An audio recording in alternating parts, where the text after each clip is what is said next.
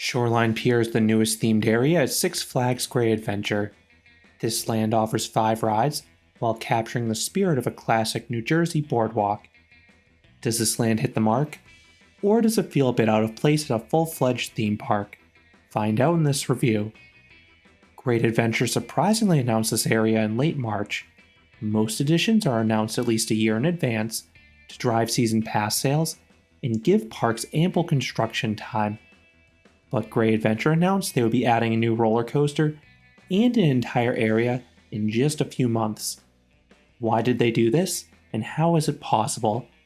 We need to look at some recent history. Great Adventure quietly closed Kingda Ka in 2024. When the press announcement came out, the chain tried to soften the blow by announcing a multi-world record-breaking launch coaster. This was scheduled to open in 2026.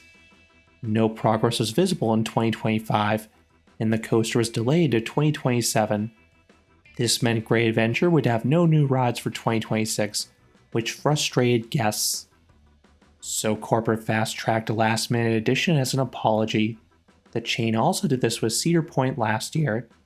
After Top Thrill 2's poor debut season in 2024, Cedar Point received a surprise tilt coaster in Siren's Curse. Along with an apology, this was an insurance policy. But where could Great Adventure acquire rides last minute? A lot of manufacturers currently have extensive lead times. To that, we need to look at Six Flags America. This park in Maryland closed permanently in October 2025. Six Flags has been relocating assets across the chain. 4 rides were sent north to Great Adventure. This most notably included the Ragin' Cajun spinning coaster. This was painted blue and named Barrels of Fun. The other 3 relocations from Six Flags America were flat rides. Steam Whirler ditched its steampunk theme, getting a flashier orange and blue paint scheme. This Nebula's was renamed Hypno Twister. French Quarter Flyers lost the Mardi Gras theme. The gondolas now feature Scoot the Seagull, and the ride is now named after the model, Flying Scooters. Flying Carousel previously had a rainbow-colored paint scheme. Now, the base is covered in pastels. It reminds me more of the aesthetic and colors over by Yum Yum Cafe. This too is named after the model, Wave Swinger. The area's 5th ride is another relocation from within Great Adventure itself. Swashbuckler was moved from the lakefront over to Shoreline Pier. It received a green and purple paint scheme, and it too was named after the model, Super Roundup. Ironically, this ride now features the same color scheme as Riddle Me This, the defunct Roundup from Six Flags America. These 5 rides successfully capture the feel of a New Jersey boardwalk. I could imagine something like this existing at a place like Casino Pier or Steel Pier. But it was not just the ride selection. The pathway itself is not the usual blacktop. It has this textured wooden look to mimic the floorboards we see at boardwalks. And there are some nautical theming elements such as boats and a giant shark statue, also from Six Flags America. I have only seen this area by day, but I imagine it comes alive at night. That traditionally is the best time to experience a Jersey boardwalk park, so this was an important aspect to consider. Many flat rides have flashy lighting packages. There are lights strung over the midway as well, and during boardwalk nights, the park supplements all this with live performers. The biggest con with this area is a classic one with boardwalk amusement parks, a lack of shade. The area felt quite toasty by the afternoon. There are some tarps down the main midway, but all of the ride queues are completely uncovered.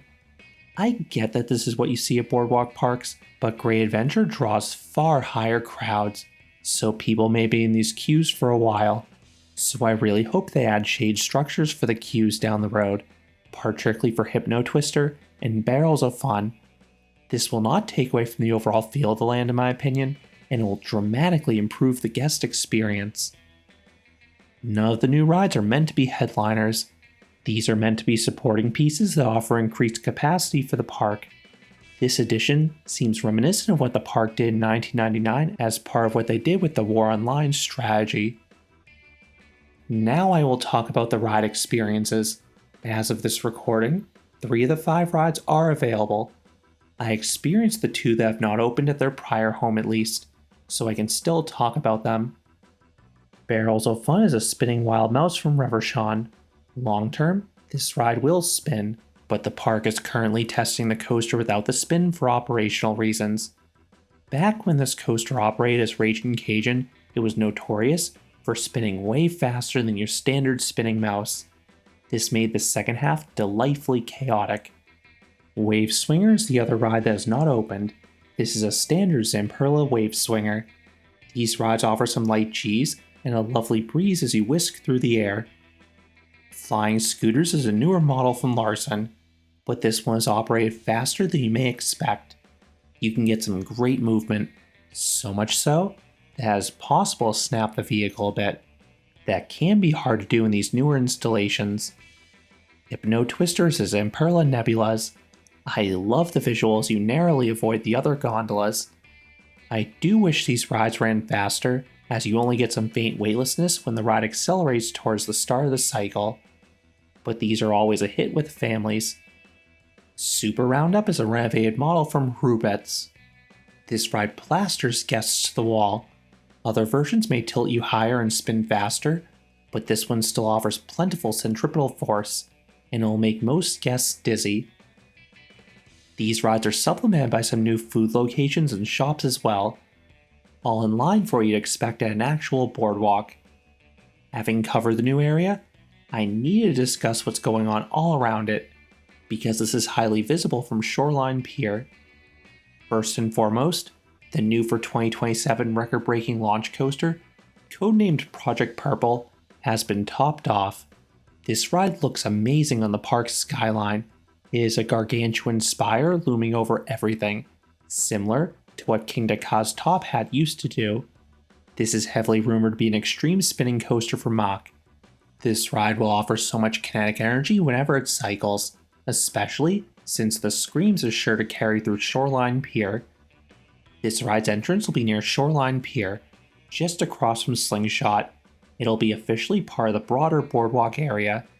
On that note, the Boardwalk area is undergoing a gradual refresh. This is much needed because the area was easily the worst in the park. It just felt so dated. I just wonder what the park will do with Superman Ultimate Flight. This B&M Flyer is still extremely popular, so I don't think the ride is going anywhere. However, I wonder if it eventually could receive a new theme. The superhero theme does not fit in with the rest of the boardwalk at all.